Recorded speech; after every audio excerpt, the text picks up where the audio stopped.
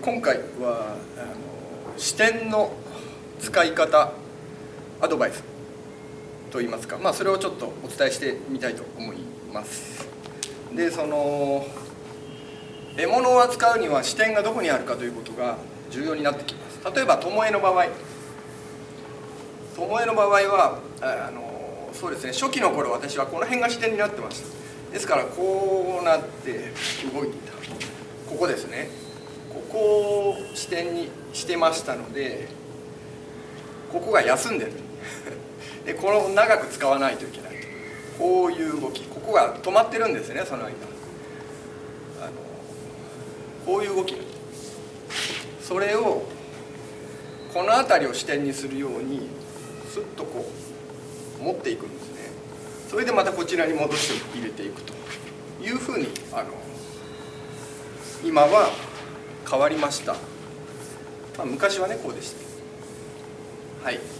それとあとは逆に今度は視点を手元にしておかなきゃいけない場合もあります。例えばこういう回転させて行う動きですね。これはやはりこの辺がこの辺りでしばらくというか一瞬止まっておかないとうまく回らない。パッとね、これがうまくいかない人はこれが動きすぎちゃうんですよね。こういうふうに動きすぎちゃう。だからなんか自分は回転数が少ないんじゃないかと思う人はおそらく視点が安定してない、動きすぎてる。ですからこの水車という、いずれも河野先生の上述の動きなんですが、これもこうなってる人はなんか私は回転数が少ないような気が、なんか一回りか半回転がね少ないんじゃないか。それは違います。ここで回してあげること、ここ視点を動かさない、それでこの辺りから引いてあげると。そうすると同じ回転でもちょっと見え方が違うと思います。これとね、それとこれでは同じ回転ですが違って見えると思いますので、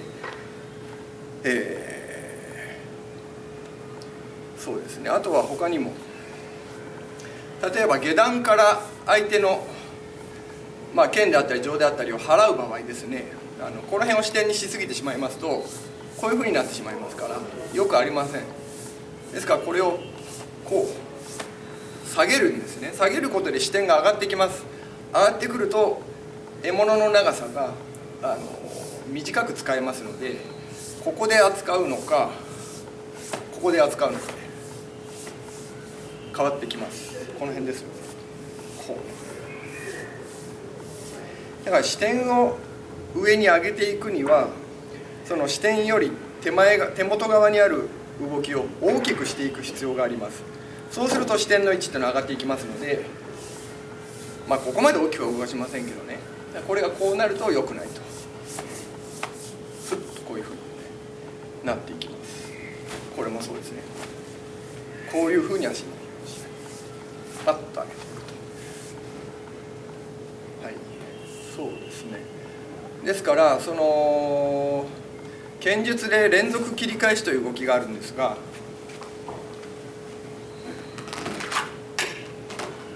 これはもういろんな要素が受け身であったり体幹の養いであったり、体全体を剣を扱うこと、それに付随して視点が上がっていくんですよね。この連続切り返しの稽古っていうのはね。例えばこれで慣れない人がやるとこうなっちゃうんですよ。この辺が視点になってね、トントントン。それじゃあスピードで細かく切り返すことはできない。トントントン。限界がある。肘を壊す、手首を壊す。そうならないためにはここが動かないといけない。ここを動かすことで視点を上げていく。とね、こういうふうに上げていくはい。ですから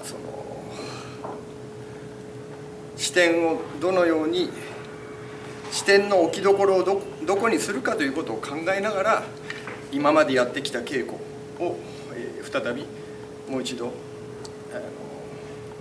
取り組んでいかれると発見があるかもしれません。上達するかもしれませんので、参考にしてみてください。以上です。